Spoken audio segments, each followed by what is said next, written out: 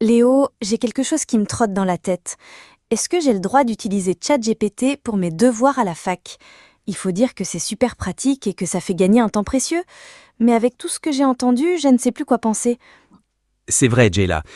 Ce n'est pas une question simple. À ma connaissance, l'université n'impose qu'une seule règle stricte. Pour les compositions qui comptent pour l'obtention des diplômes, il ne faut pas utiliser l'IA, à moins que le sujet fourni par les enseignants ne l'autorise explicitement. Ce sont les enseignants qui fixent les consignes dans chaque cours. Un peu comme pour les calculettes dans les compositions de sciences, non? Exactement. Pour le reste de ton travail d'études et les exercices ou devoirs maison, les choses peuvent varier en fonction des activités et des enseignants. Dans tous les cas, je te conseille de suivre les consignes de tes enseignants. Tu peux aussi simplement leur demander des précisions si ce n'est pas clair pour toi. Oui, je comprends, c'est logique. Je dois t'avouer que l'autre jour, j'ai utilisé ChatGPT pour m'aider à rédiger une intro.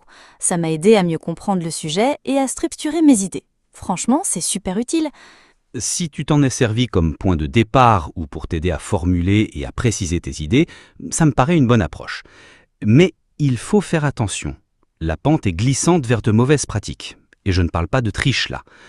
Ce qui compte dans tes pratiques d'études, c'est que le travail final soit le tien et que tu aies compris et intégré ce que tu écris. L'IA peut être un assistant, mais il ne faut pas qu'elle devienne un auteur à ta place. Si tu interroges bêtement ChatGPT et que tu fais du copier-coller sans comprendre, tu risques de passer à côté de l'exercice. Ça peut te causer des soucis lors des examens où l'IA n'est pas autorisée. Ok, je comprends. Mais quand je rends mon devoir, l'enseignant va le comparer à ceux des autres étudiants de mon groupe. S'ils utilisent ChatGPT et pas moi, ça peut me pénaliser. Un peu comme les coureurs cyclistes qui se dopent par rapport à ceux qui ne se dopent pas. En fait, je me demandais comment un prof pouvait savoir si on a utilisé ChatGPT. Si c'est indétectable, ça peut poser problème, non? Eh bien non. Les enseignants utilisent un outil de détection des textes générés par l'IA. À la base, c'est un détecteur de similitude pour la lutte contre le plagiat, mais maintenant il intègre aussi une fonction pour repérer les textes générés par IA. Il faut dire aussi que même sans les détecteurs, un enseignant repère facilement un texte qui ne colle pas au niveau d'un étudiant et sans faute d'orthographe. Un devoir trop parfait, ça peut vite mettre la puce à l'oreille. Aïe, donc si je fais tout faire par l'IA, je risque gros? Pas besoin de te faire un dessin. Tout faire par l'IA, c'est de la triche. Ce sera considéré comme une fraude. Même si le texte généré par l'IA est original, ce n'est pas le tien. L'important, c'est de rester transparent. Demande à ton enseignant si tu peux utiliser une IA et si oui, comment tu peux le faire. Sinon, il faut revenir aux bonnes vieilles méthodes. Ça prend du temps, ce n'est pas facile, mais on sait que c'est très formateur. D'accord, je crois que je vais faire attention. L'IA, ce n'est pas interdit, mais ça se discute avec le prof. Et il ne faut pas tricher avec soi-même, en fait. Tu as tout compris, Jayla. Être malin avec l'IA, c'est savoir quand et comment l'utiliser intelligemment.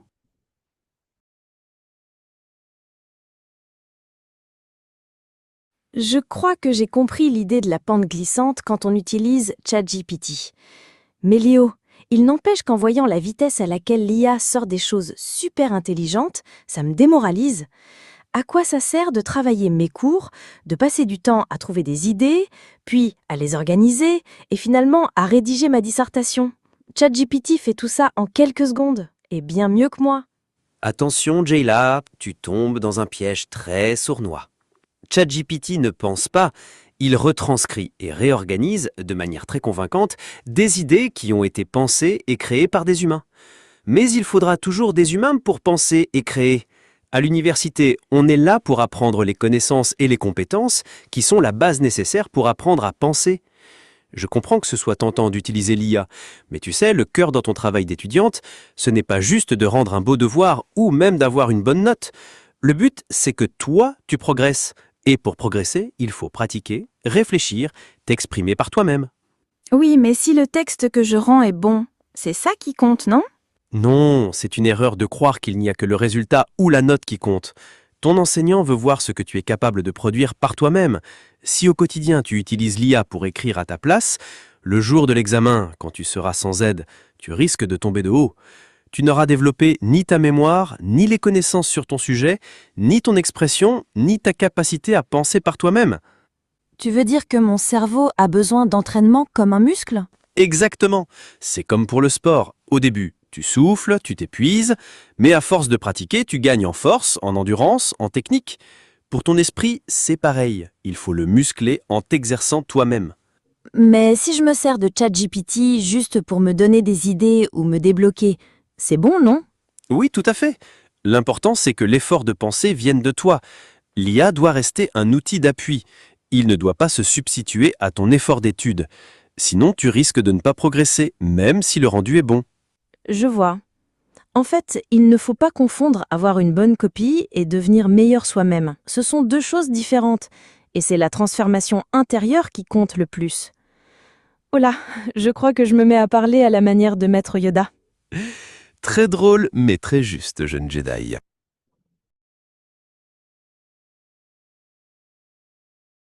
Pour mes révisions, j'ai demandé à ChatGPT de me corriger les épreuves des années précédentes.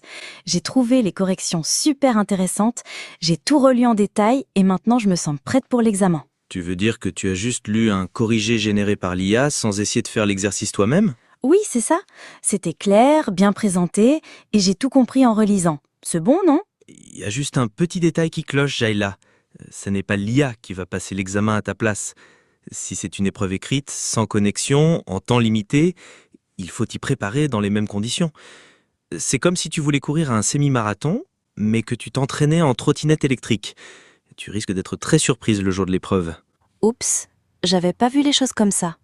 Quand un enseignant te donne un devoir maison, il faut bien comprendre son intention pédagogique. Il veut que tu intègres un certain nombre de connaissances et que tu t'entraînes aux compétences qu'il va évaluer plus tard, au moment de l'examen par exemple. Si tu fais tout faire par une IA, tu passes à côté de l'apprentissage réel. Mais Léo, j'ai vraiment pas eu l'impression d'avoir triché. C'était juste pour m'aider. Je suis d'accord, tu n'as pas triché, mais tu t'es peut-être trompé de cible, même sans mauvaise intention. Le problème, ce n'est pas la triche, c'est la stratégie d'apprentissage. Donc il faut que je me demande à chaque fois, qu'est-ce que je suis censée apprendre avec cet exercice? Exactement. Le bon réflexe d'un étudiant, c'est aussi de savoir adapter son travail à l'objectif pédagogique. L'IA peut t'aider, mais c'est à toi de viser juste. Viser juste et pas à côté de la plaque. Je note.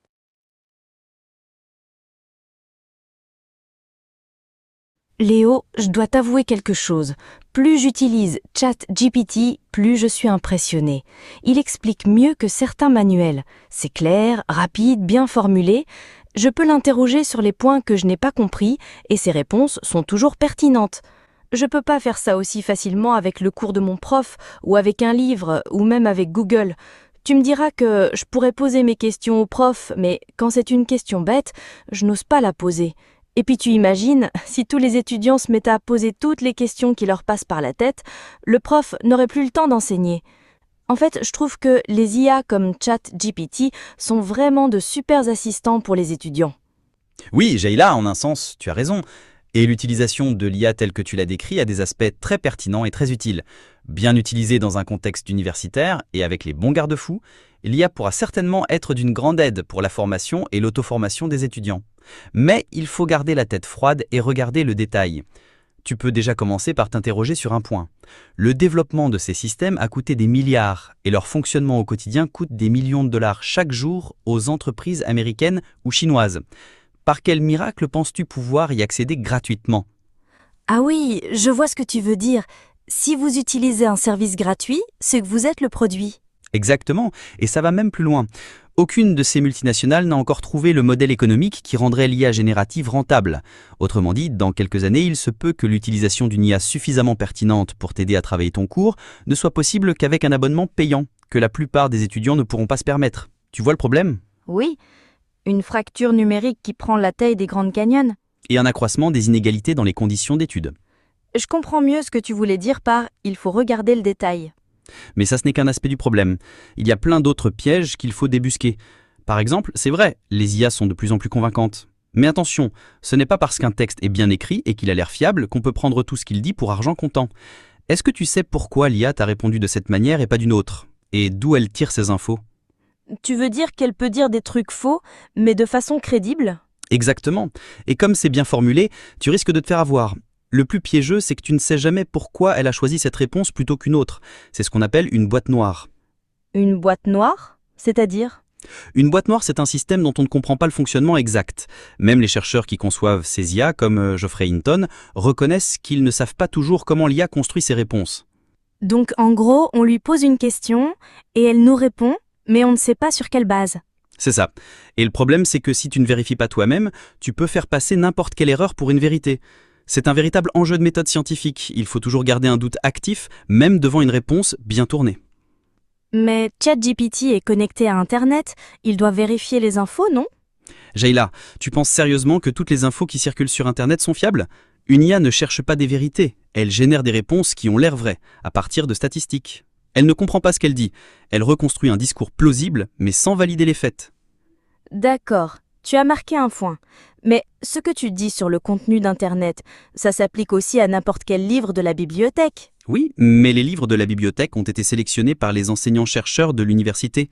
Et là, on arrive à un point fondamental. Le métier des enseignants-chercheurs, c'est justement la recherche de la vérité scientifique, la vérification des sources, l'usage de méthodes rigoureuses, l'analyse de tous les points de vue.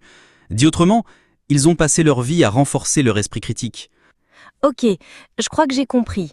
Ça donne un peu le vertige, mais en gros, ce qu'il faut retenir, c'est que même si l'IA parle bien et a l'air de tout savoir, je dois toujours garder un esprit critique. C'est ça? Oui, tu as vu l'essentiel. Tu peux te servir de l'IA comme point de départ. Je n'ai jamais dit que ce ne pouvait pas être utile, surtout pour l'auto-formation ou les séances de révision. Mais dans tous les cas, c'est à toi de vérifier, de valider les infos, de croiser les sources et de garder ton autonomie intellectuelle. Et surtout, n'oublie pas que tes enseignants sont là pour t'apprendre à développer cet esprit critique. C'est peut-être le cœur de tout ce que tu apprendras à l'université.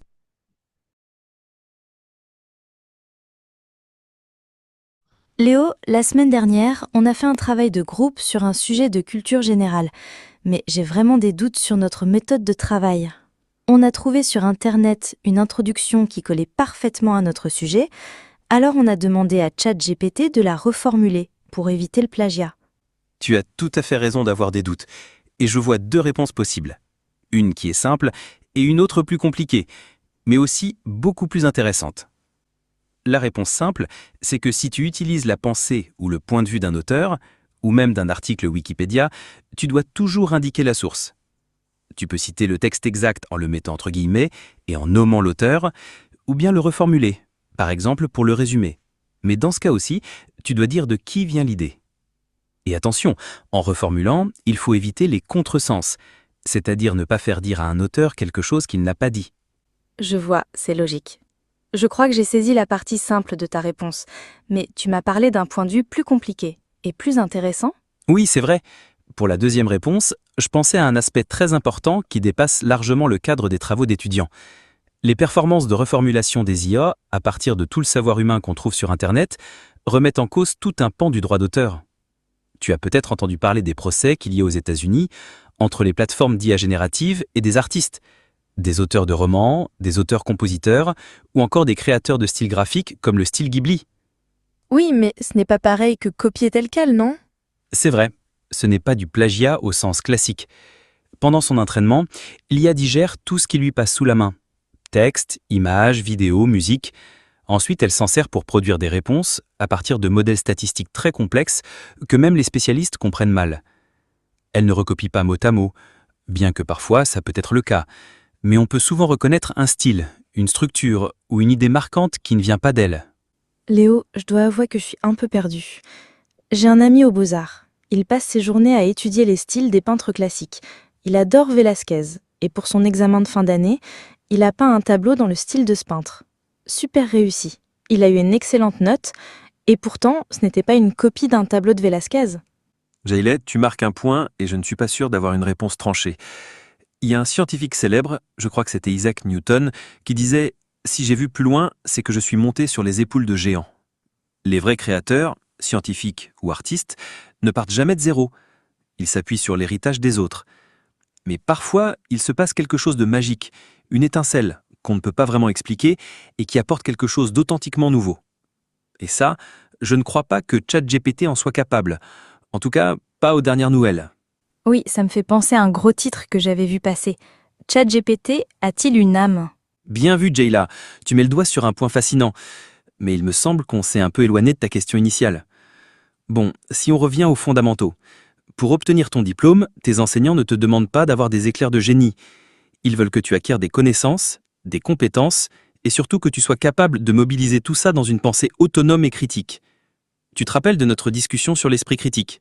Oui, c'est vrai, on en revient à l'esprit critique, bien sûr. Le but, c'est de réfléchir par soi-même et pas de jouer à faire semblant de réfléchir. Et si en plus j'utilise ChatGPT pour brouiller les pistes, alors ce que je produis, c'est du fake thinking. Le fake thinking, c'est super bien trouvé. En résumé, si tu veux éviter le piège du fake thinking, la solution est simple, même si la pente est raide. Étudie les points de vue des grandes références, prends toujours soin de citer tes sources, et surtout, engage-toi dans ton travail en mettant ton esprit critique au centre. Tu verras que la partie la plus intéressante, ce sera justement ça. Naviguer entre les idées et construire ton propre raisonnement ou ta propre interprétation.